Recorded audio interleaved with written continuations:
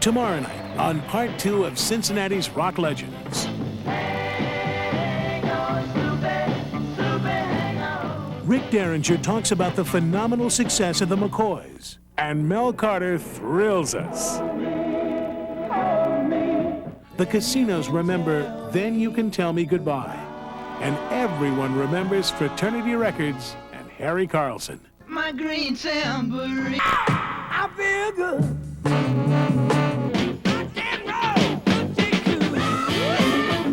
Come on, baby.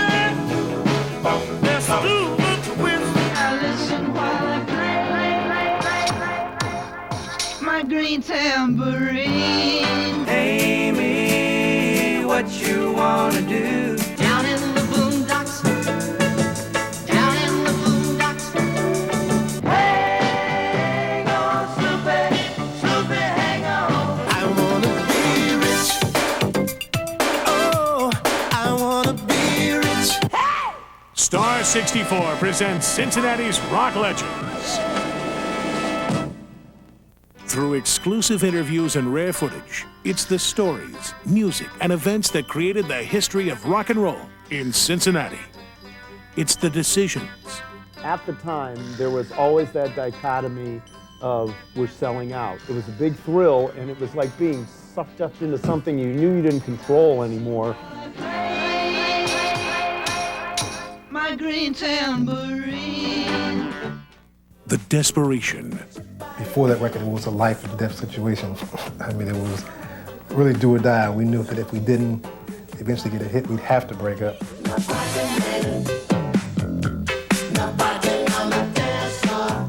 The popularity. Actually, it was pretty spectacular sometimes, and sometimes it was just a big grind, you know. We felt like we were part of a machine that had nothing to do with us at times.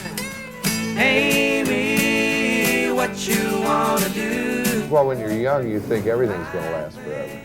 WEBN's album projects. It was great for the Cincinnati music scene. It was great for the musicians that made the album. It was a pain in the ass for the radio station.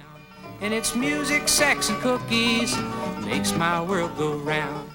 The huge success. Hold me, never let me go until you've told me. When I recorded it, I hated it. I hated it. The funky sound. We ain't going nowhere till you give up the funk. I think that's what life is all about. As long as you can still reach for stuff and be creative, you know. When a person is not able to create, I think it's like over. The music that endures. Then you can tell me goodbye. It's like a monster. It just starts taking your life over. You don't really control your life. The man behind Fraternity Records, Harry Carlson. Here's a man that in those days, most groups and people who were artists never got the royalties. He overpaid us. I mean, if you need any money, you went and done it, you know? And that was real rare in those days. The tragedy that shocked the nation. It's basically every man and woman for themselves. I got shoved into this crowd, and the whole time, people, they're pinching you. You're standing on it. There was no way you could, you couldn't do anything about it. And he took us into this room, and he said, 11 kids have been killed tonight. It was a horrible, horrible day for rock and roll. The starving artists. We were really starving, and we really wanted to be rich, and the bill collectors were really hounding us. I wanna be rich. Oh, I wanna be rich. And the classic hits. We went to New York, we recorded Hang On Sloopy, and immediately the producers jumped up and down in the control room, yelling, "Number one, number one!" And we thought that happened every time. Hang on, Snoopy, Snoopy, hang on. Tonight, relive Cincinnati's legacy to the world of rock and roll. It's Part 2 of Cincinnati's Rock Legends. Searching for a career as a recording artist, Hughes High School graduate Mel Carter traveled west to California. For a while, he was signed to fellow Cincinnatian Doris Day's label, Arwen Records. From there, he was signed to Mercury Records. From Mercury Records, then we went to Sam Cooke's label, and that was Derby Records. And I had my first national hit called When a Boy Falls in Love. Moving from there, we went from Derby Records to Imperial, where I had Hold Me, Thrill Me, Kiss Me. When I recorded it, I hated it. I hated it. Hold me, never let me go until you've told me what I want to know, and then just hold me, make me tell you I'm in love with you. My life changed. Sure, it changed. Naturally, it changed. There was, I had a lot more money. I could go a lot more places and do a lot more things. But I really never took it seriously. I never, ever took it serious. You know, because it goes back to the part that when I started singing, I started doing this when I'm like 4 years old. So I had always done it.